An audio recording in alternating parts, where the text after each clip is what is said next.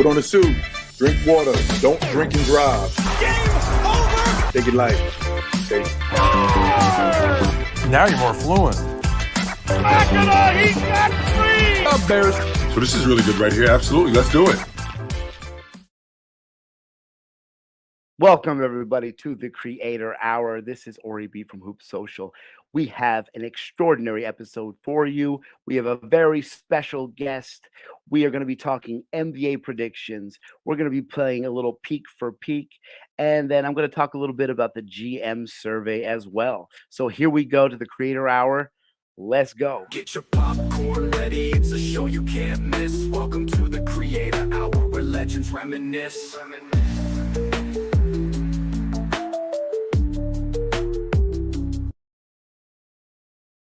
All right, guys, we are back with Creator Hour. This is episode 21.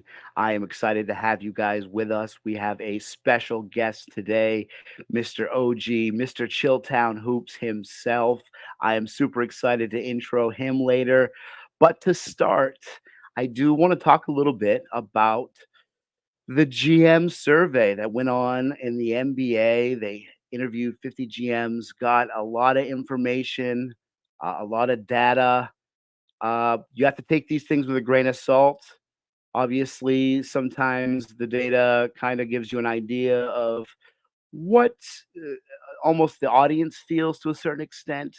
I feel like you kind of get a view of all the best players, the best home courts, the most efficient offenses. They ask a lot of different questions, and it's interesting to see where people fall, especially compared to maybe the general consensus. Now, some of the more interesting things in the GM survey, I have to say, were things like the Philadelphia 76ers. The Philadelphia 76ers got the most votes to be second in the Eastern Conference. And Paul George actually was voted as the most influential move by anybody in the offseason. And to me, that's extraordinarily interesting. I know to my guest that's going to be interesting because I know he has some interesting thoughts on the 76ers and where they're headed. But to me, it seems sometimes these GMs might be a little out of touch with some of their answers. And sometimes it seems like there's kind of like this conformity where you're like, okay, I get it. I mean, we're at a point where, I mean, the best shooting guard in the league, arguably, wasn't even an honorable mention. And that's something that we might get into later as well. But it just kind of shows that there's some fallible people in these positions, and not all GMs know everything about the league. And though this may be a good way to get kind of a temperature reading, it isn't necessarily the most influential data when it comes to fans' view of the league. So you have to take this with a grain of salt. Like I said, interesting stuff, the GM survey is. We might talk a little bit about some of that more later, but I do want to get into things with my guests. So we do have Mr. I call him OG. I'm in all his lives all the time. I call him OG. You guys know his Chilltown Hoops. Let's bring him to the stage. Here we go. Chilltown, how are you doing today, sir? What's up, my man? How you doing? What's going on? I am doing very well. I appreciate you coming through. Absolutely, brother. No problem. No problem. It's interesting I actually get to talk to you in this kind of setting because I'm usually talking to you with a line of people behind you, and we kind of got to that sort of thing. Like, I don't really feel like that today. I feel like we can actually have a basketball conversation. I think that's cool. That exactly. This is a long time overdue, I think, Yeah. because we have had some fun conversations privy to this. So absolutely. The first thing I get into with all my guests, no matter who they are, is a little bit about their journey and being a content creator, and what kind of brought you where content creation kind of became a big deal to you. Right. What was your journey like to this point? I was not a social media guy. I was very adamant about not being a social media guy. I didn't have a Facebook. I didn't have Snapchat, Instagram. I don't any of that stuff. I was not a part of that at all. And my best friend to this day, his name's Roderick. This is in 2020. Yeah, maybe 2000, late 2020. He's like, yo, you know anything about TikTok? And I said, no, I don't. I'm not on social media. I don't know anything about it. He's like, my kids love it. Yo, you should check it out. He said, I'm religious with it. I get on it in the morning for about an hour. So I said, all right, I'll check it out. Not really being serious about it. I just want to poke my head in there and see what it is. And I get to scrolling on it one day, the first time I checked it out. And this guy talks about the Chicago Bulls in the early 80s, in the mid 80s, I'm sorry, when they had Jordan, and in the 85-86 season when they had Jordan and George Gervin, that, you know, Jordan had help. He was on a really good team. And I was like, no, he wasn't. That's just not true. I was there and they were awful. I ended up stitching the video and talking about how he wasn't that good. Well, that video turns into it gets 10,000 views or some nonsense like that. And the next thing I know, it goes from that to what kind of rebounder was Moses Malone and how good was Karl Malone? And I got to explain that now. And who is Alex English? And I got to explain that. Next thing I know, it goes from 10,000 views to 100,000 views. And all of a sudden I'm OG. Like, wait a minute, what happened? How did we get here? And that's what it's been ever since. And I met Tone. That's how I met Tony. So that's how we got involved. That's a wild ride for such a short period of time, really. Yeah. I mean, what was that like to really, I mean, you're a celebrity in that community, so it must be kind of an interesting feeling to be that way. I know celebrities, and I'm not a celebrity. I'm just a guy that talks basketball. I don't really take myself that seriously. There's a bunch of people who do. I'm not one of those people, and I never looked at it like that. I just was a guy who just talked basketball. So, you know, I've always kept myself in that kind of space where, you know, I never got too big for my own britches, but, you know, I never not took it seriously, whatever I was doing. So, you know, the idea of me being a celebrity is like, really? I mean, I could go to the grocery store. I could go to the gas station. So I mean, I might get approached every once in a while. Hey, but not a lot. So I'm not a celebrity more than I am just a dude who talks basketball on the internet. That's all. Well, I mean, to be honest, I mean, it seems like your goal in the first place was kind of as an educator, you know, somebody that really felt like people weren't getting the right information in the league. Yes. So do you think educating has been kind of a big deal for you? Yes. I mean, I taught English and history in high school, and I've always felt like, you know, there's a difference between being a coach and being an educator. I mean, I don't have the patience to coach. That's just not my thing. But in terms of education, I mean, I definitely want to be educated. I definitely want to learn about people. Don't have me out here talking about something and I don't know what I'm talking about. No, put me on. I need to know exactly what it is that I'm talking about. And if I see somebody that's got their information wrong, all right, well, let's clean that up. Let's get to the bottom of that. So you can now know exactly what it is you're talking about. And not in a disrespectful way, but more of a, okay, this is what it actually is. I don't know where you get your information from, but that's just not true. That's not true at all. Yeah, I appreciate that because it kind of comes with a sense of a genuineness about it. You know, Yeah. it doesn't come off like you're playing a character as much as you're just trying to speak objectively. Right. So when I talk to people about like Alex English, or when I talk to people about, you know, the game in the 80s or the 90s, I'm not necessarily dismissing what's going on today, because I love the game today. I love what the game has turned into. These young guys. I'm a huge Anthony Edwards fan. I think Donovan Mitchell's the best two guard in the game. I'm very much in tune with what's going on today. But the only reason why I'm in tune with what's going on today is because I know what went on in the past. I don't think you can do that unless you know what the past was, what the history of it is. I talk to a lot of people. That's probably why I get as frustrated as I do, is because a lot of these people that I talk to, particularly young people, you know, they think the NBA started when they started watching.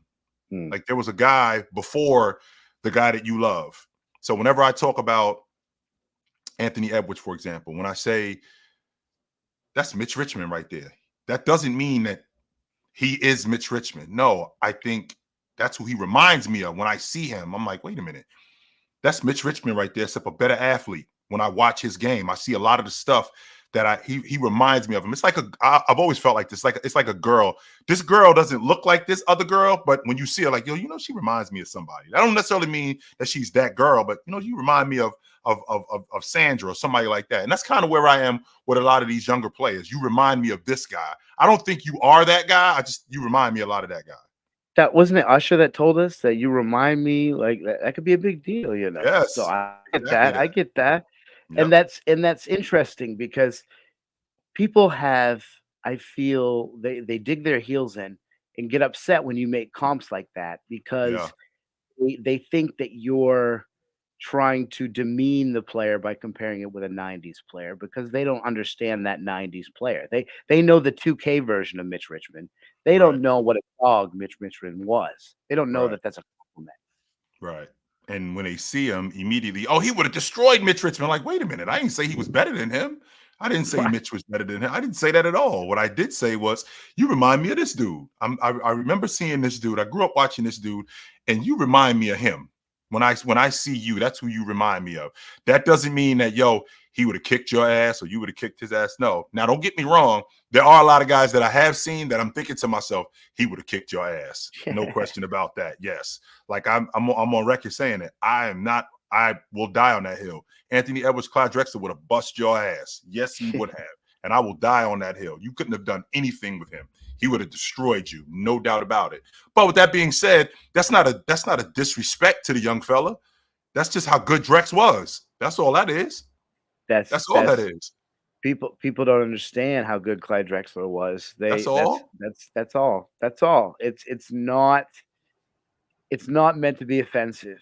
And I feel like maybe you have a better read on it than I, because obviously you're a lot larger account, but there's a certain level of toxicity in the Yep. NBA TikTok community.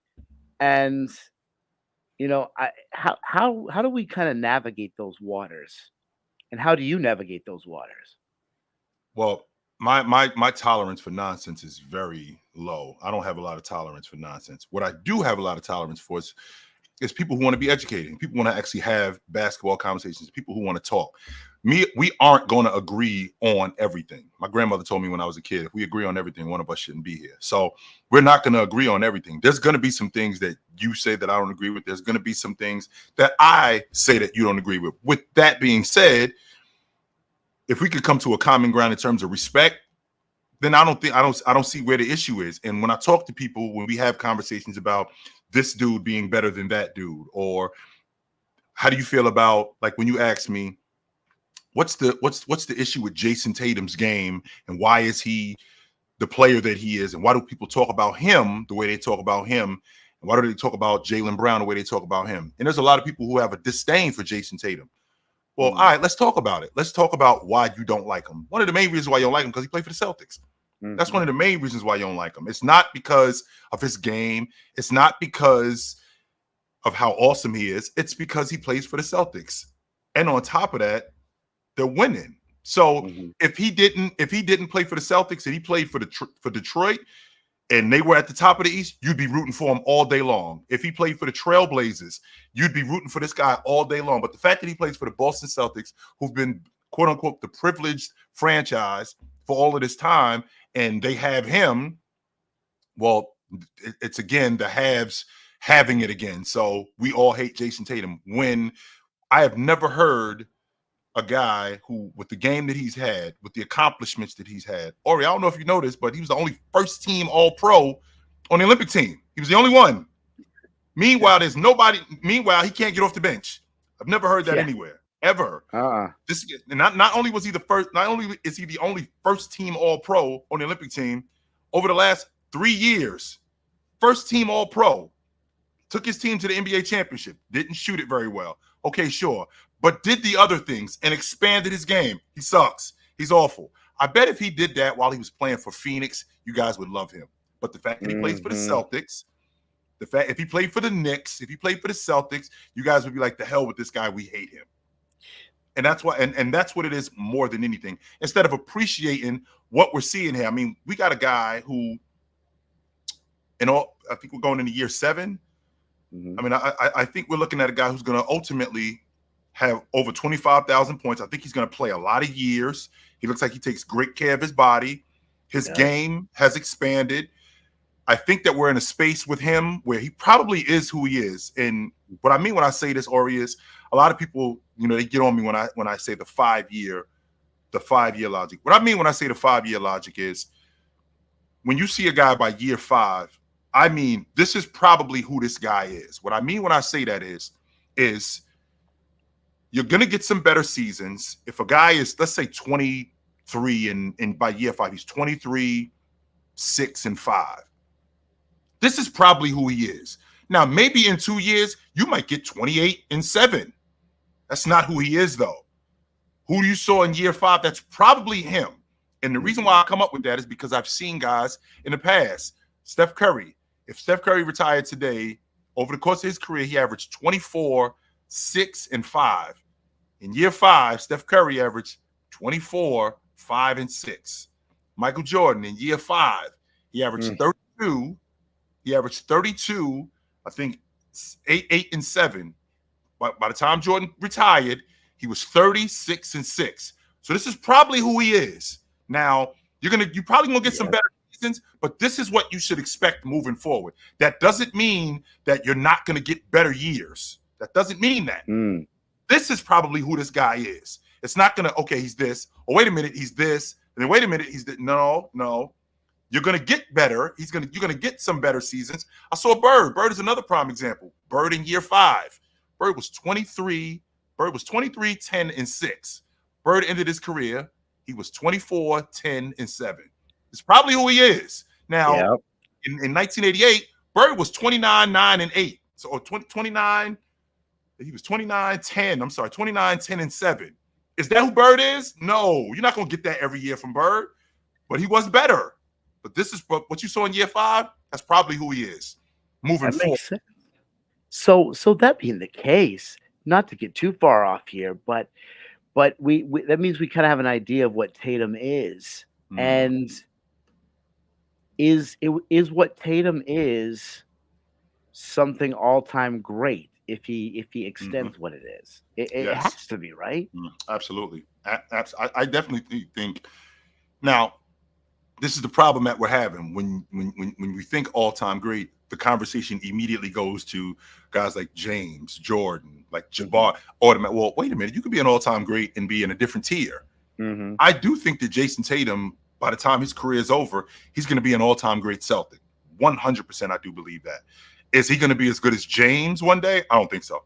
No, I don't think he's going to be that good.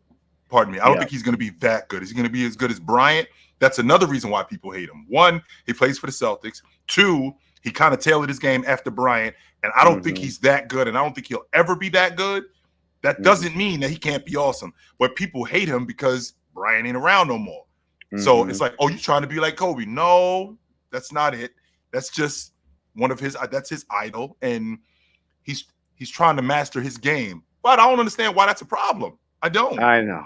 I don't understand why that's a problem. To knock. Yeah. I don't get. But to answer your question, yes, I do think he'll be an all-time great by the time his career is over. I don't want to look that far down the road though when it comes to him. No, because I mean he's 26 years old. We're in year 7.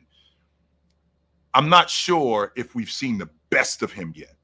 I'm not sure of that. And what I mean when I say that is, like when the game starts slowing down for guys, you can see a better version of them, even when the game starts to slow down for them. And because of that, right? And because of that, they look better. And a guy like Jason Tatum, I mean, I think he's gonna. I think this season coming up, I think he's gonna be fantastic this year, and I think the Celtics are gonna be great. I think everything's pointing in that direction. That GM survey, everybody was, all aboard the Celtic train, and I think that's for good reason. I mean, they did everything appropriate by locking everybody back up, so it's hard not to be all aboard that. That's speaking of that's a perfect segue.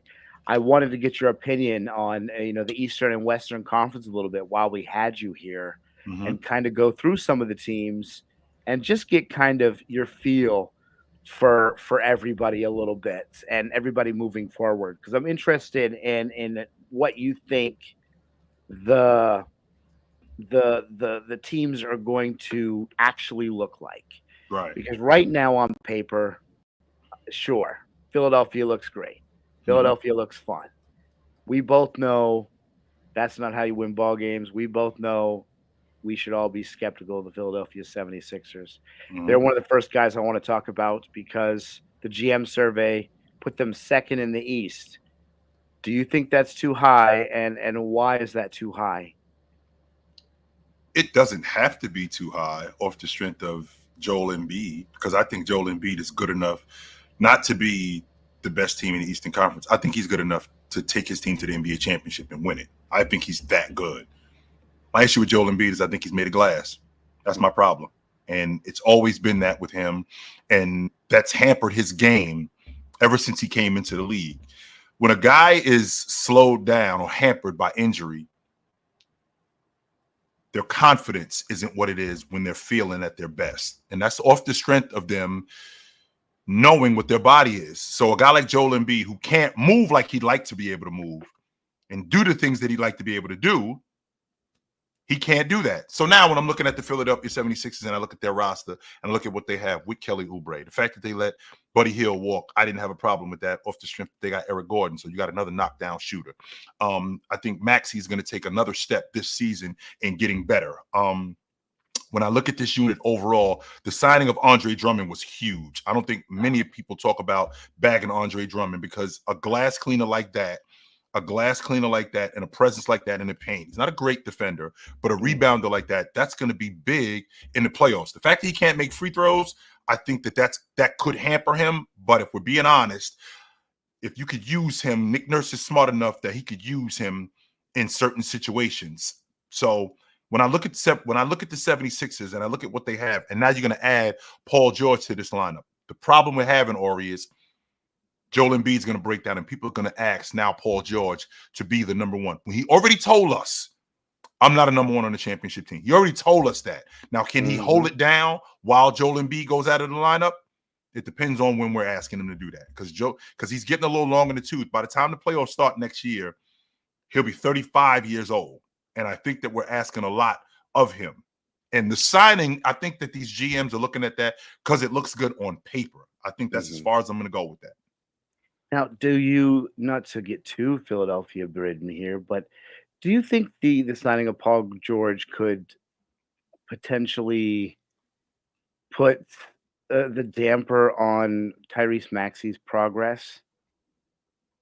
No, I don't. And Okay. the reason why I don't is because I think that offense has a lot to do with him having the ball in his hands. Paul George playing off the ball, Maxey being a better shot creator and distributor this season with Nick Nurse's offense. I think he's going to be able to set Paul George up. Paul George is one of the better spot-up shooters on the wing in the league, especially at the break. He's one of the better spot-up shooters in the game. So I think Maxey's going to do a good job in getting him involved in that way.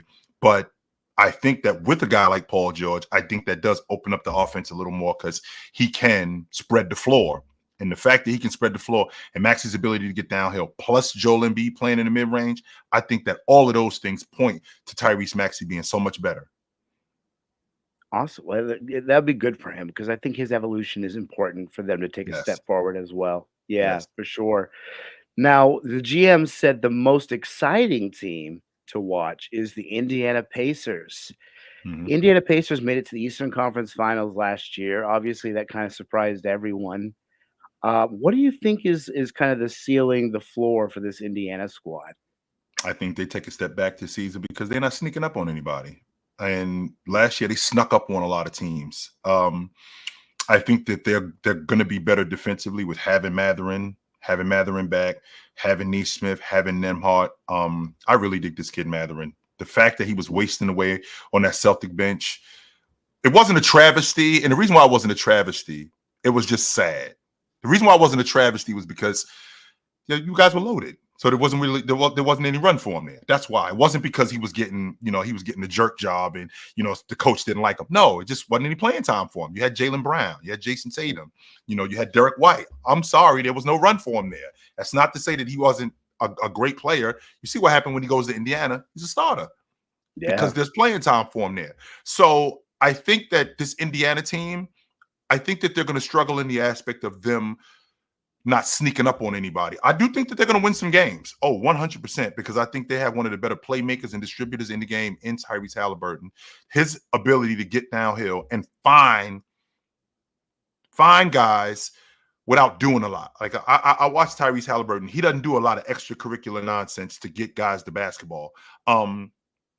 That's why Obi Toppin is going to play 5 more years, because he played with Tyrese Halliburton. I feel like Rick Carlisle expanded his game because he sped the game up and he played to a guy like Obi Toppin's strengths. And he was able, to the best of his ability with his wing defenders, he was able to hide or protect Obi Toppin as much as he possibly could.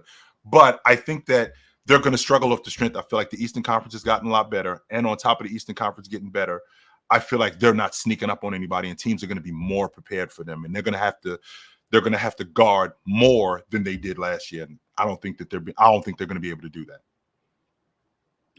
Yeah, that's understandable, and I think you definitely have a very valid point there. Another team that probably won't sneak up anybody, the New York Knicks, the Knickerbockers. Everybody's super high on the Knicks. Everybody's putting Jalen Brunson in MVP conversations. People are high after the Karl Anthony Towns acquisition. How much does Karl Anthony Towns move the needle for you? Like, why are we talking about Cat? Like, Cat has just been balling in the playoffs. He hasn't been great in the playoffs. And you guys are talking about winning the NBA championship with a guy who's extremely unproven in the playoffs. Now, does that mean that he can't get busy in the playoffs? No, it doesn't mean that, because we've had guys who have had breakout seasons who have gotten better. But I think the Knicks are going to win a lot of games off the strength that with Jalen Brunson, with Mikal Bridges, with OG Anunoby. I feel like just off that wing defense that they have, I think that that's going to be a big deal. I don't like Cat at the 5. I don't. I've never liked Cat at the 5. I've always thought that he was the best at the 4. In fact, if you watched him last season, he had one of his better seasons playing the 4 alongside Rudy Gobert. He played the 4 coming out of college when he was at Kentucky. That's where he was at his best. Now, he's with the injury to Mitchell Robinson, he's going to have to go back to playing the 5, which means I'm going to have to deal with guys like Joker. I'm going to have to deal with guys like Embiid. I'm going to have to deal with Anthony Dick, guys like that. These are the guys that I'm going to have to deal with in terms of big guys. I'm going to have to deal with Bam. And I don't think that he wants to do. He's a stretch big whose game starts from the 15-foot line out, and then it moves in. That's who he is. Is he soft? Well, he has gotten a soft tag, and that's not going to work in New York. Not at all. But I do think that he helps them out a lot, because he gives them the amount of space that they need. And what I don't want to do, Ori, is I don't want to use the word space as a buzzword. What I mean when I say that is he gives them the amount of space playing at the 15-foot line and expanding the offense more than other guys would. I mean, Julius Randle can shoot. Cat's a shooter. Those two things are not the same. And I feel like with him doing that, right? With him doing that, I feel like he can expand their offense, because he can also get downhill to his detriment sometimes. I mean, this is the same guy. I think he led the league in charges last year as a big. So with that being said, he's got to be more careful with that. But I think the Knicks are going to make some noise. I'm not sure that they're going to be able to, if they got into a shootout with the Celtics, I'm not sure that they could handle that. I think this Knicks team, their offense, their team, I'm sorry, not their offense. I feel like their team is going to be predicated on the Tibbs way. A lot of grit, a lot of grind, a lot of dirty work. And as much as I love that way, I always get nervous about exhaustion come playoff time. But you know, it can work. This team seems to have the cohesion that you would want. So the Cat's going to be an interesting mix-up. Moving down the line in the Eastern Conference, the Milwaukee Bucks, the Dame Lillard, Giannis Antetokounmpo experiment seemed to fail in year 1. I know that they were building, and our expectations were probably too high in the first place because they were just getting to know each other. But year 2's around. What kind of expectations should we have for the Bucks? Well, last year I thought this was a 3-year window, and now it's a 2-year window.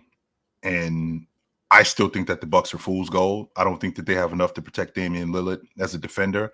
I don't think he competes on the defensive end as much as he should. And if you're talking about winning the NBA championship, I don't think he competes on the defensive end. I don't think that you have to be Drew Holiday, right? I don't think you got to be Sidney Moncrief in order to win the NBA championship. Kyle Lowry never. These are how many all-league defensive teams Kyle Lowry made? None. But Kyle Lowry would compete on the defensive end.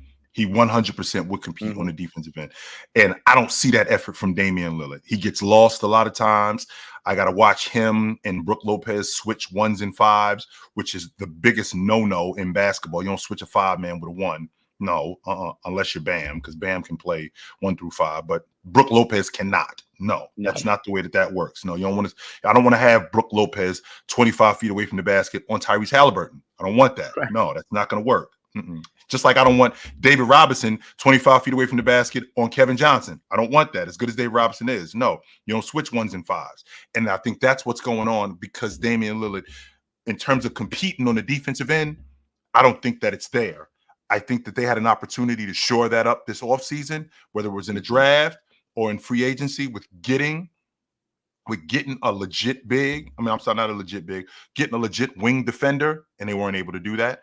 And I'm still not sure what they're doing with Beauchamp. I'm still not sure what they're doing with their other wing defenders. But I think the Milwaukee Bucks, they're going to win a lot of games in the East. That's why I think the Eastern Conference is going to be really tough this year. But come the playoffs, I think it's going to be tough on them because teams are going to specifically go after Damian Lillard. And I think that that's going to be where their Achilles heel is. Yeah. So, I mean, they're one of those teams that could have a high ceiling, but if they disappointed again, it also wouldn't be surprising, I suppose. Nope. That's fair. That's fair. Moving down the line to a team that always seems to chill in mediocrityville. The Atlanta Hawks had the #1 pick. In the preseason, he's looked good. That combination, Trae Young, Jalen Johnson getting a little more run. What kind of view do you have for the Hawks? Do you think they're a team that could compete for a play-in spot, or is this another mediocre season? The play-in tournament is absolutely a mediocre season, and that's where they'll be again. I don't see them as one of the better teams in the Eastern Conference. I think that's exactly what they are at best. And because of that, that's where they'll be. And over the last 5 years, with the exception of them being in the East Finals in 21, over the last 5 years, Ori, 9th, 10th, 9th, 8th, 9th. With the exception of 21, that's where they've been. They've been a mediocre team, and I actually like Quinn Snyder as a coach. I think he's one of the better coaches in the game.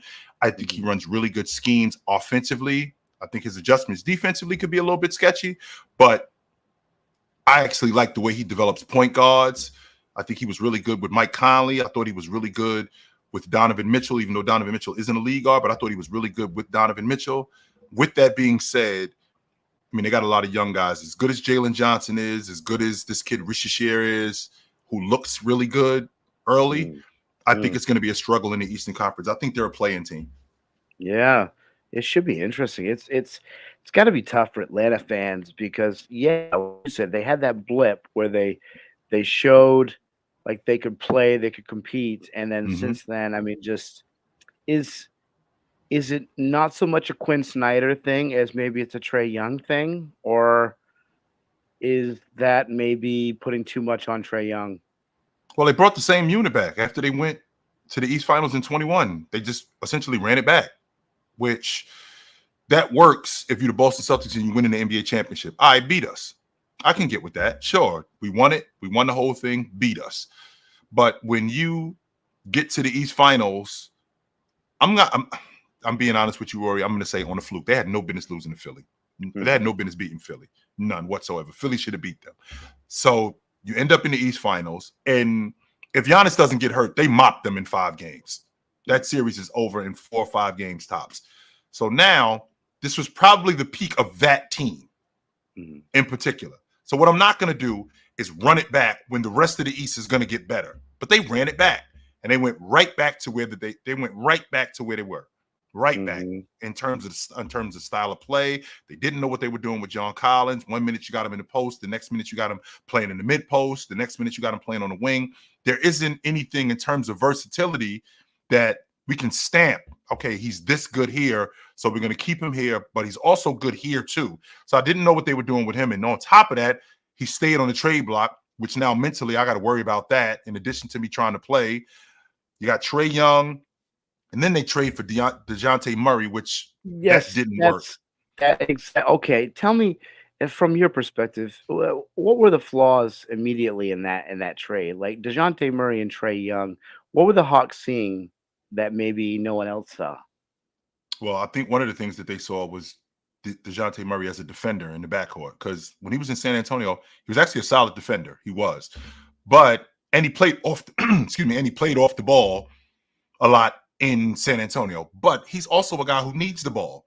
Trey Mm, Young is ball dominant. Trey Young isn't very good off the basketball. So those two things didn't mesh between those two. And when DeJounte Murray got to Atlanta, he wasn't as good defensively as he could have been. He didn't play very good off the ball. He was a solid on-ball defender, and his shot selection was iffy. And the reason why his shot selection was iffy was because his point guard, his shot selection mhm, was iffy. So a lot of times when I got a guy who I can't get in a rhythm because he's shooting the basketball, and then I got to get my shots too, it kind of leads to some discontent with the unit. And that's what was going on with DeJounte Murray and Trey Young. So you got two guys who need the ball, two guys who aren't good quality shot takers, and you got one guy who's deficient in defense and another guy who's maybe a little bit above average. No, that's not a recipe for disaster. It mm. just didn't work. Mm-mm. Yeah, for sure. Now, talking about, maybe I don't want to sound insulting, but we're getting closer to the bottom of the barrel here for the Eastern Conference. I mean, anybody in that, from Brooklyn, Charlotte, Chicago, Washington, any surprises we should expect out of those guys potentially? I like the direction that Washington is going in, if I'm being honest, since we're being Mhm, honest. And the reason why is because Washington is a basketball city, and I feel like they may have a core of this kid Sar, this kid Bub Harrington, and Bilal Kubalabi. And I actually like the direction that they're going in. Okay, we have a foundation that we can build on.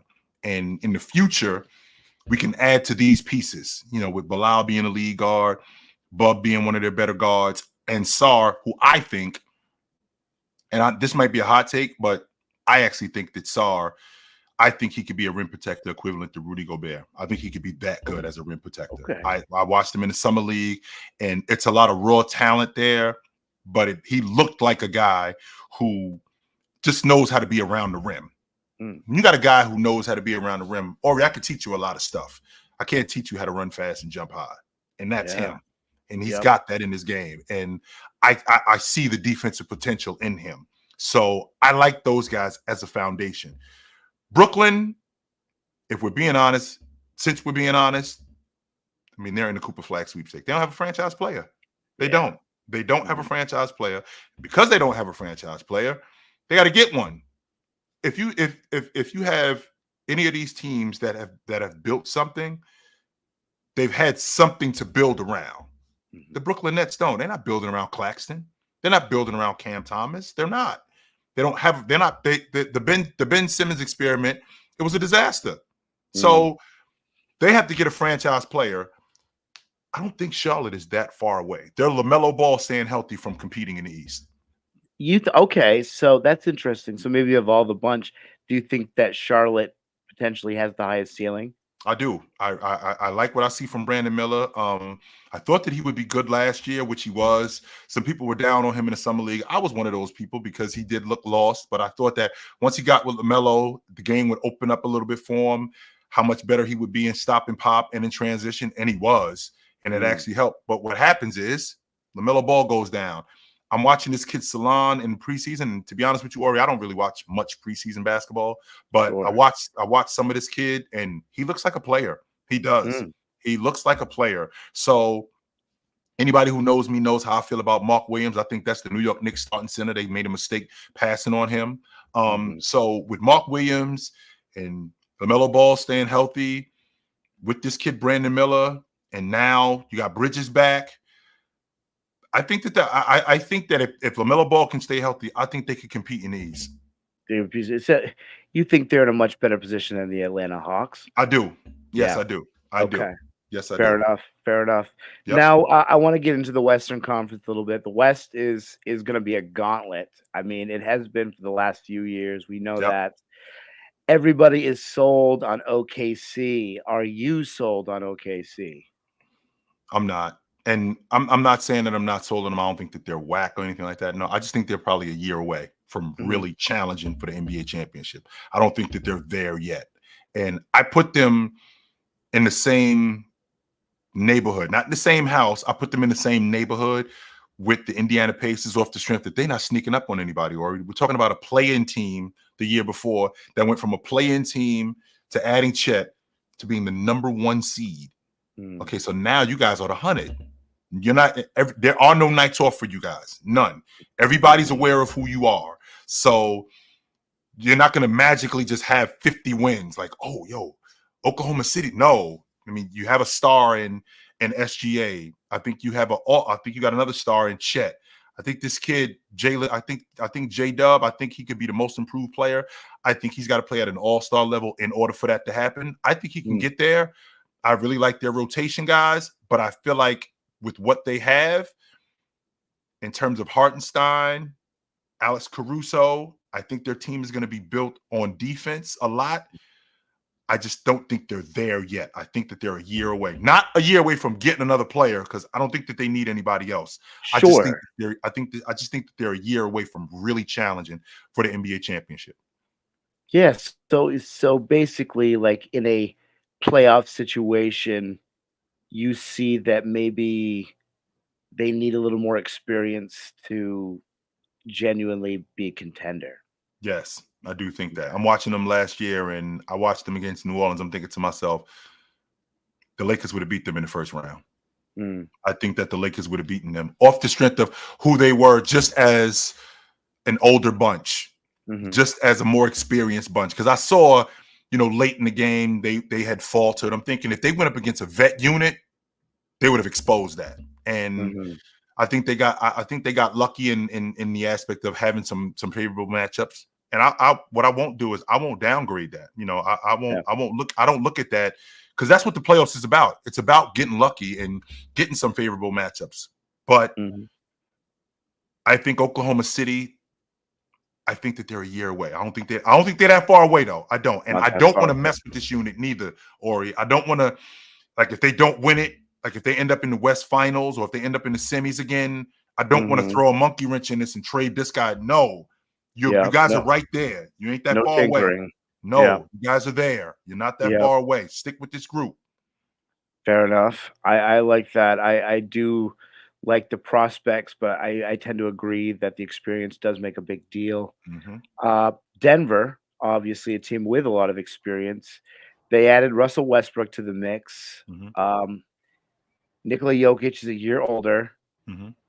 This team's expectations are going to be high once again.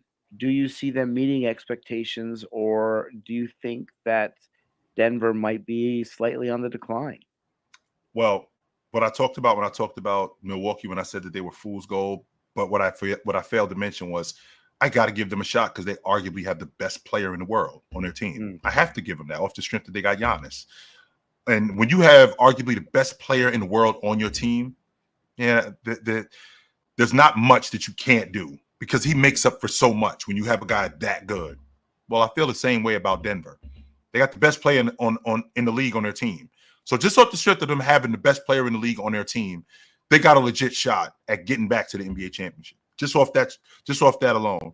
And I think that with having Michael Porter Jr. back healthy, I'll be interested to see if Jamal Murray is healthy. If we can get these guys to stay healthy, and when I say stay healthy, I don't mean completely healthy, because any of these teams, you're banged up in the playoffs. Nobody is in the playoffs completely fully healthy. Nah, the Celtics, you guys weren't fully healthy. I mean, as much as you miss KP, JB was banged up. Jason Tatum was banged up. Drew Holiday was banged up. All of these guys were banged up. It's just a matter of how you were able to sustain those injuries. And are you okay being able to perform through those injuries? I feel like with Jamal Murray, if he can play through this stuff and get back to what he was 2 years ago when him and Joker were arguably the best two-man tandem in the game, I think they're right back in the middle of it. Right back in the mix. Right back in the middle of it. Okay.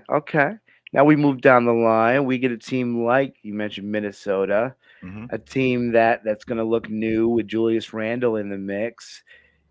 We talked about Cat moving the needle for the Knicks. How does Julius Randle move the needle for the Timberwolves? Well, he gives them some toughness that they didn't have. He gives them another playmaker that they didn't have. He gives them a scorer when they lose Cat. He gives them a bucket getter. A lot of people don't want to talk about this, and I think I mentioned this to you in the past, Ori. So in the 22-23 season, Julius Randle threw 151 passes, 156 passes out of the paint for threes. The Knicks converted on 51% of those. That's good enough for numero uno in the league. Giannis was behind him. So Julius Randle will get off the ball. He will make plays. He will pass the ball. And when he gets into the paint, because he's such a good player around that area, that collapses the defense. And when you got a guy who will get off the ball, that's going to enhance Mike Conley. That's going to enhance Alexander Walker. That's going to enhance DiVincenzo. That's going to enhance Naz Reid. I think the difference with this Minnesota team, Anthony Edwards, if he can get that in-between game, it's kind of like what's going on with the Sacramento Kings. I watched them a couple of nights in preseason, and I'm watching DeMar DeRozan play in between, and I'm thinking to myself, that's what they need right there, because they already had the long ball. They already play fast. They got Sabonis.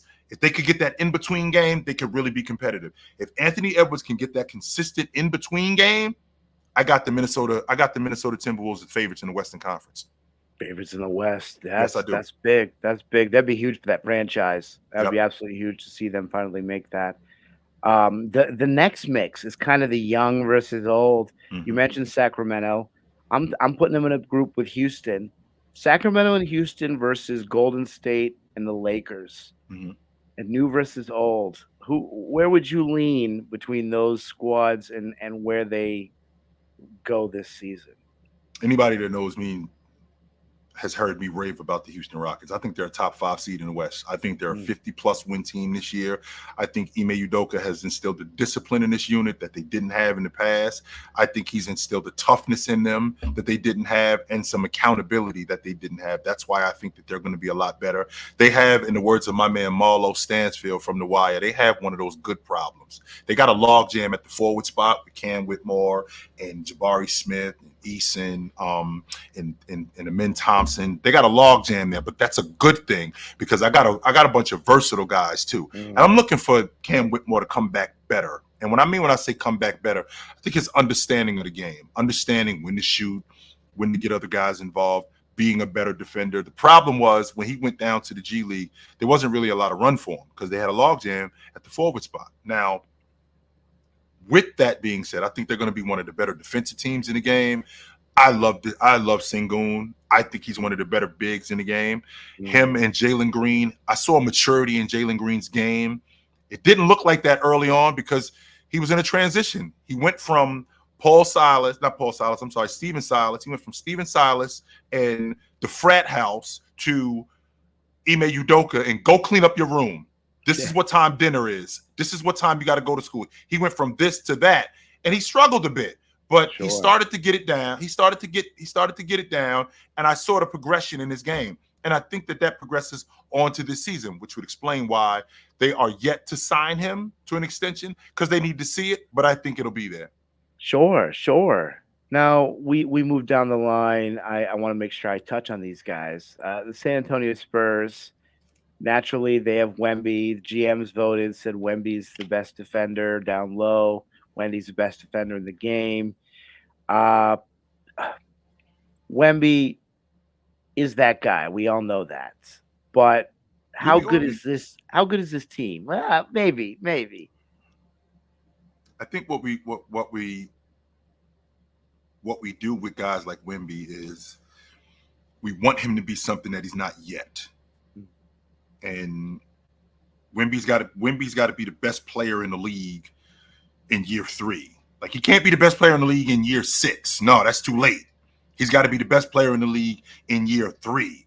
Like, he can't be the best defensive player in the league in year 4. He's got to be the best defensive player in the league now. When I watch Wemby, he's got a lot of flaws in his game, a lot, in terms of his post defense, his ability to shot block. That's gonna get better. His paint presence. I always equated, when I watch Wemby, he's the big, you know that big kid in the yard with a bunch of small kids who doesn't really know how to control himself. Like, he's knocking over the small kids when the parent comes in like, hey, relax. And then he understands how to be around them. That's kind of how I see Wemby. He's one of those guys who he's just not really sure what he's doing yet. But once he figures it out, I mean, I think him and Evan Mobley, I think, are going to be the class of the defense of the defense in the NBA. I think that the NBA is going to be a bunch of Wembys and Evan Mobley, a bunch of 6'10" to 7'4" guys running around that glass clean, that throw the ball between their legs and shoot the three, and that are elite defenders.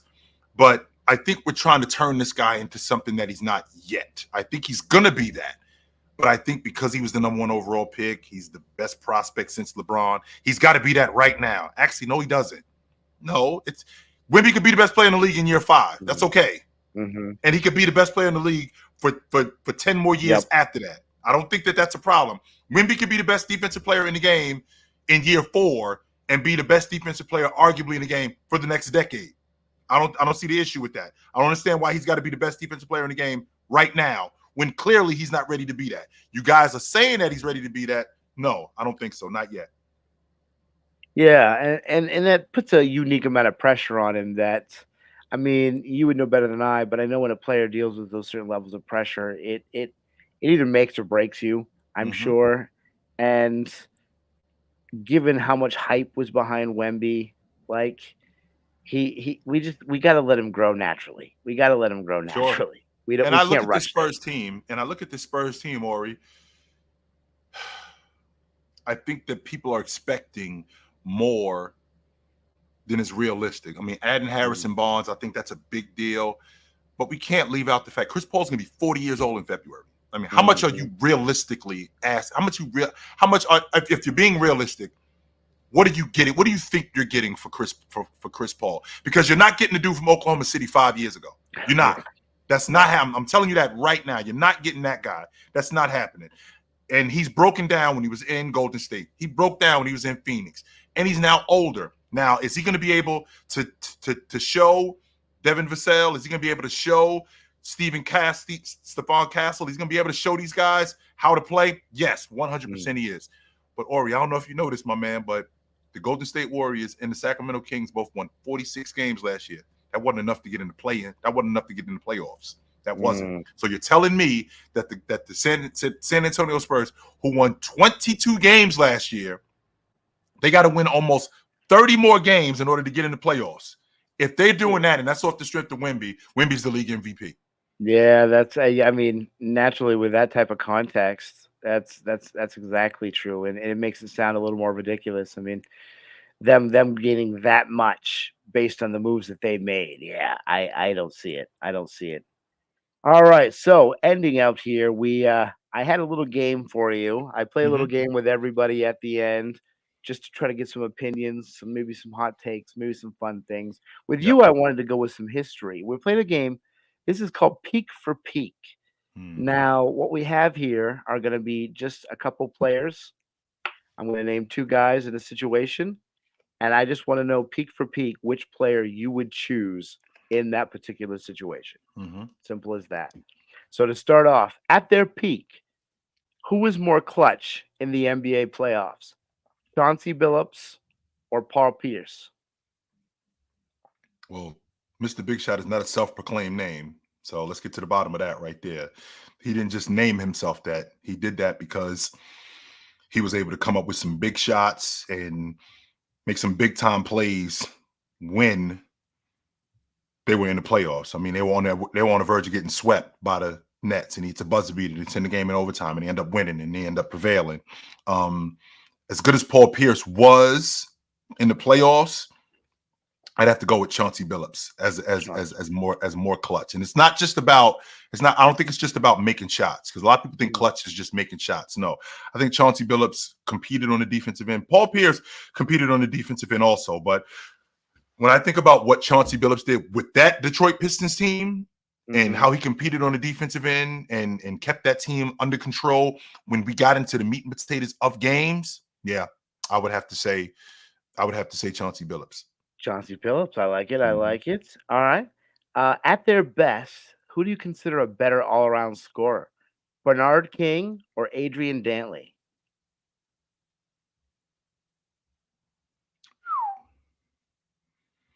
I know. Bernard I King. I, I got OG on. I had to be fun. All right. Bernard Bernard King. King. Yes, Bernard Yeah. King. Because I felt like he just did more one on. I mean, Dantley was methodical with his game and where he operated. Dantley could play on the block. I mean, a smaller guy who could play on the block in the big man league. But Bernard King just had so many things that he could get to, so many spots that he could get to, and he was so versatile in his game. I think he was a little bit more versatile than Adrian Dantley as an overall scorer. A I little might have more to say versatile. Bernard Bernard King. King. Mhm. All right. I like that one. How about more underrated shot creator, Glenn Rice or Michael Redd? I don't think Michael Redd was an underrated shot creator. I think he was a good long ball shooter.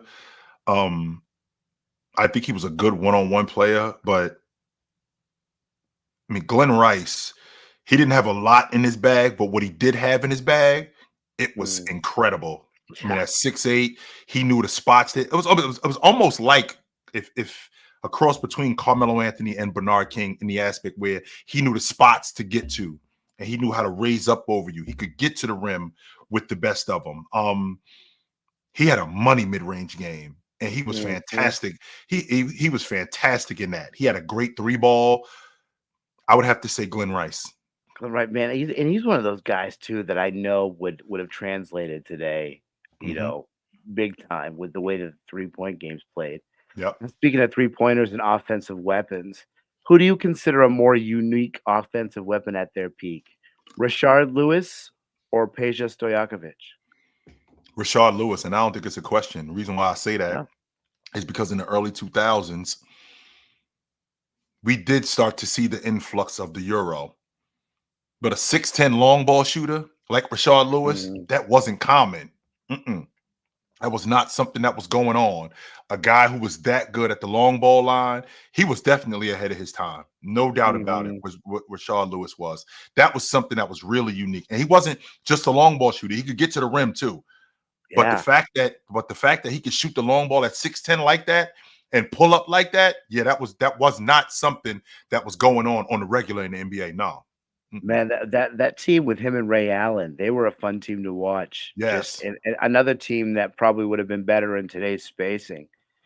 You need you're depending on this guy to be your defensive anchor. Peak for peak, Marcus Camby or Tyson Chandler.